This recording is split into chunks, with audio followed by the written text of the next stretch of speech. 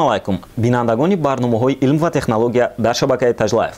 Имрӯз ҳам ман ҳастам бо шумо, техноблогер Матин Муҳиддинов. Ва имрӯз бошад ман барои шумо дар бораи як намуд телефоне ки нархаш на он қадар қимат аст ва аммо он чизе ки дар дохили ин телефон ҳаст ба нархи қимат ба мо меарзад суҳбат мекунем. Бисёриҳо дар комментариҳо нависта буданд ки ба мо ягон телефоне ки нархаш то 15 000 рубл асту ва коркунияш бениҳоят хуб аст маълумот бидеҳ. Ва имрӯз бошад ман барои шумо ин намуд телефонро ёфтам ва ман барои шумо мефаҳмонам ки ҳангоми харидани телефонҳое ки нархашон арзон аст ба чӣ бояд аҳамият дод, чунки ин бениҳоят муҳим аст ҳангоми харидани телефонҳои арзон. Ва чӣ кор бояд кард ки мо яъне ба телефонҳои хитоие нафтем ки чунки тавассути ин телефон мо метавонем 1 сол ки 2-3 сол бо ӯ бигардем ва ин телефон ҳамеша дар дасти мо аст. Аз ҳамин сабаб бояд ин телефон яке аз беҳтаринҳо бошад. Имрӯз ман барои шумо онро пешкаш мегардонам. Ин телефон Meizu M3S яъне M3. ин яке аз он телефонҳои бюджетни аст ки яъне телефонҳое ки ба нархи киссаи мо тоғри мегирад ва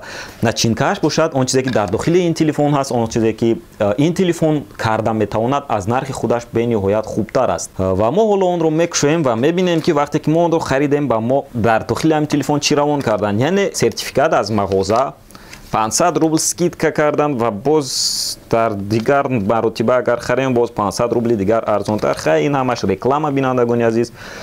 Телефон қарор дорад. Телефон сипсиоак. мо ин телефонро мекушоем, як тараф мемонем.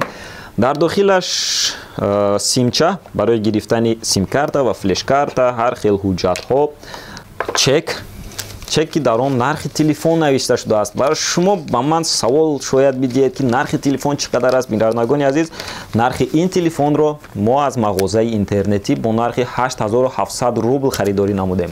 яъне онро агар аз Хитой харидорӣ кунем тақрибан 8200 рубл ба мо меафтад. Аммо дар Русия бошад мо ин телефонро бо нархи 8700 500 рубл зарар дидем, аммо зудтар ба мо омада расида ин телефон. ва як чизи дигараш ба ман писанд омад ки як қутича дар дохили он қарор дорад ки дар дохили ин қутича зарядное устройство вуҷуд дорад, яъне ҳамааш ғайриоддӣ.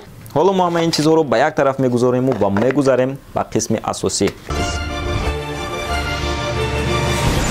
телефони мобилӣ Meizu M3, Meizu M3 телефони бюджетни аст. Телефоне ҳаст ки бисёриҳо имконият доранд ки ин намуд телефонро ба худашон бихаранд ва он чизе ки ин телефон метавонад кардан нисбати он нархе ки мо мехарем бениҳоят хубтар аст. ягона ҳамин минусе ки ҳамин телефон дорад экранаш аст ки ӯ IPS аст, AMOLED нест. агар AMOLED мешуд ба фикри ман боз ҳам беҳтарин мешуд. чӣ хеле ки бисёри шумо медонистед ки ба ман бештар AMOLED маъқул аст нисбати IPS, аммо дар ин телефоне ки нархаш на он қадар гарон аст, аммо экранаш бошад бениҳоят хуб нишон медиҳад. рӯзҳо вақте ки телефони мобилӣ мехаранд онҳо ба ана ҳамин чиз бениҳоят аҳамияти ҷиддӣ медиҳанд, яъне ба угли абзора. ва мо низ ҳангоми харидани телефонҳои бюджетни бояд ба ана ҳамин чизҳо бениҳоят диққати ҷиддӣ бидиҳем. бисёр гапҳои хуб гуфтед маълум, бисёр гапҳои хуб гуфтед. экран 5 дюйм IPS, телефон 4G дорад, яъне LTE дорад ки мо тавассути он яъне интернет боз ҳам зудтар кор мекунад. оперативная памяти телефон 2 гигабайт ва хотираи аслии телефон бошад 16 гигабайт аст. аккумулятори телефон бисёриҳо ба ман суолҳо медоданд ки зарядаш чӣ қадр мебарад ҳар як телефоне ки ман барои шумо абзор мекардам. рости гап аз хотирам фақат мебарояд ки дар бораи заряди телефон ба шумоён гап занам. дар бораи камера ва заряд имрӯз кӯшиш мекунам аз хотирам набарорам ва барои шумоён бигӯям. аккумулятори телефон 3020 мах аст, яъне миллиампер в час.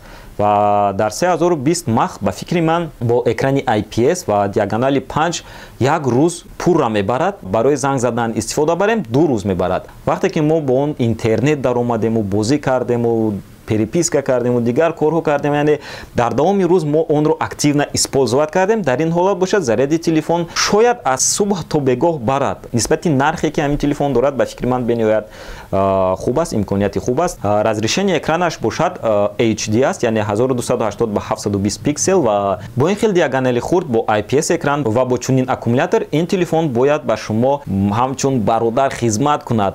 телефон бояд барои мо хизмат кунад, на ин ки мо барои телефон бародарони азиз. ва ин телефон яке аз он телефонҳои арзон мебошад ки ман барои шумо пешкаш мекунам онро харидан. шояд бисёриҳо бори аввал мешунаванд дар бораи ширкати Meizu, аммо онҳое ки дар шаҳрҳои Русия ҳастанд, дар шаҳрҳои калони Русия зиндагӣ мекунанд, истиқомат мекунанд, онҳо ин номро бештар фаҳмиданд, чунки русҳо ҳамаашон тақрибан кӯшиш мекунанд ки телефонҳои хитойро харидорӣ намоянд, Meizu, Xiaomi ва дигару дигар телефонҳое ки характеристикаҳошон баробари телефонҳои Samsung iPhone аст, нархашон бошад нисбати ин телефонҳо арзонтар. Одамон бештар вақте ки телефони арзонро диданд дар ягон ҷо, як шубҳа дар дилатон пайдо мешавад ки ин телефон шояд ягон хел дефект дошта бошад, ё ин ки шояд ягон корро карда натавонад, зарядаш кам барад, интернеташ суст кор кунад. Дигару дигар воимаҳо дар сари мо пайдо мешаванд ва ман барои шумо мефаҳмонам ки бояд ба чӣ аҳамият бидем. Ҳангоме ки телефонро мехарем, мо бояд ба ширкати он телефон аҳамият бидем. Ширкати Meizu ин яке аз ширкатҳои паҳн гардидааст. Дар Русия онро активно использоват мекунанд. Қариб ҳар як чорум рус дар дасташ телефони Meizu ё ин ки Xiaomi дорад аз ширкатҳои хитоӣ. Ва ин телефонҳо бошад дар таҷриба худашонро нишон додаанд ки яъне телефонҳои хуб ҳастанд. Одамон онҳоро 1 сол, 2 сол ва 3-4 сол ҳатто истифода бурданд ва ин телефонҳо ҳеҷ кор нашудаанд. аз ҳамин сабаб мо вақте ки телефони буҷетни мехарем, мо бояд ба ширкаташ аҳамият диҳем. яке аз ширкатҳое ки телефонҳои буҷетни мебарорад ин Alcatel аст. ӯ низ телефонҳои хуб мебарорад. дигар ширкатҳо масалан Meizu, Xiaomi, LG, Huawei ва дигару дигар ширкатҳое ҳастанд ки телефонҳои арзон мебароранд. агар шумо диде ки ягон номи нофаҳмо дошта бошад ва он ширкатро бори аввал шумо шунида истодаед, беҳтараш аз он ширкатҳо телефонҳои арзон нахаред. ин якумин чизест ки мо ҳангоми харидани телефонҳои нархашон арзон аз 5 то 15 ҳазор мо бояд аҳамият бидиҳем.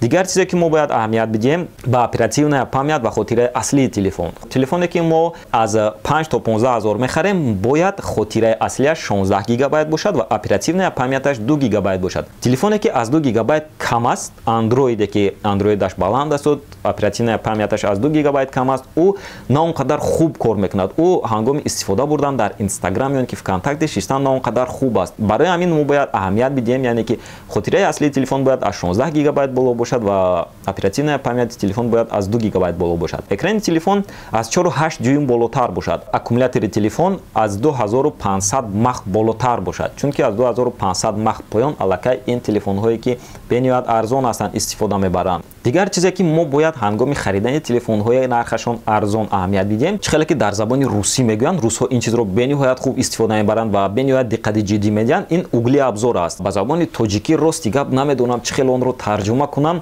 ва биёед мо бо ҳамроҳи шумо онро ҳамчун кунҷҳои намоиш тарҷума мекунем ва касе агар ягон фикри дигар дошта бошад, ягон тарҷумаи дигар дошта бошад, дар комментариё нависед. экранҳои AMOLED кунҷҳои намоишашон бениҳоят хуб аст, аммо дар экранҳои IPS бошад ин чиз камтар дефект дорад ва мо бояд ба ин чиз камтар аҳамияти ҷиддӣ бидиҳем. кунҷҳои намоиш ин худаш чӣ аст? Яъне вақте ки мо телефонро истифода мебарем, масалан аз қисми рости телефон мо агар нигоҳ кунем, яъне аз ин тараф ё ин ки аз тарафи дигар мо агар ба телефон нигоҳ кунем, агар кунҷҳои намоиши телефон паст бошад, яъне на он қадар хуб бошад, дар он ҳолат экрани телефон ранги дигар мегирад. масалан вақте ки мо телефонро тоб медиҳем, аз тарафи дигар нигоҳ мекунем, он телефон каме ранги кабудча медиҳад, ё ин ки аз боло нигоҳ мекунем, каме ранги сабзча медиҳад.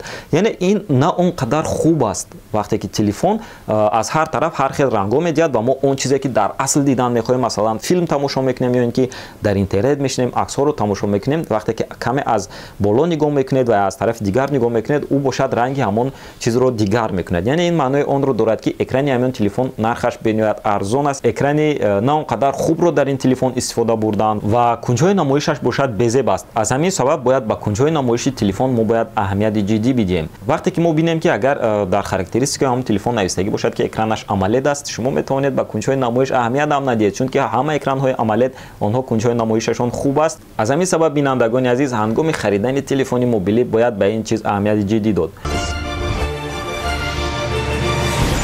камераи ин телефони мобилӣ бениҳоят хуб аст. мо бо он бисёр навор гирифтем, бисёр акс гирифтем ва ин аксҳоро шумо дар экранҳои худ дида истодаед ва худатон баҳо бидиҳед ки камераи ин телефон то кадом дараҷа хуб акс мегирад. бузургонат фахри мо байтои рӯдаки дар забони мо ҳамсадо ҳамнаво хурсанд ба ҳамдигар дастёрии мо мерасад. варзишгаронат номбардор ҳар ҷо имрӯзу фардо, мо ҷавононат кӯшишҳо мекунем садҳо, то ки обод бошад диёр, хурсандиҳо бош бошад зиёд хандаи мо дар аз лабон кам нашавад ҳеҷ гоҳ шукри озодии давлат ва онҳое ки масалан тақрибан аз 8 то 10 ҳазор рубл агар ягон телефон кофта истода бошанд, ман барои шумо Meizu M3S-ро пешниҳод мекунам. ва ҳамин тамом бинандагони азиз, ва агар ягон суол дошта бошед ё ки ягон пешниҳод дошта бошед, дар комментариё нависед ва дар бораи чӣ гуна телефонҳо шумо мехоҳед ки маълумот бигиред, он ҳам бошад дар комментариё бинависед. дар таги видеои мо лайк монед, дар канали мо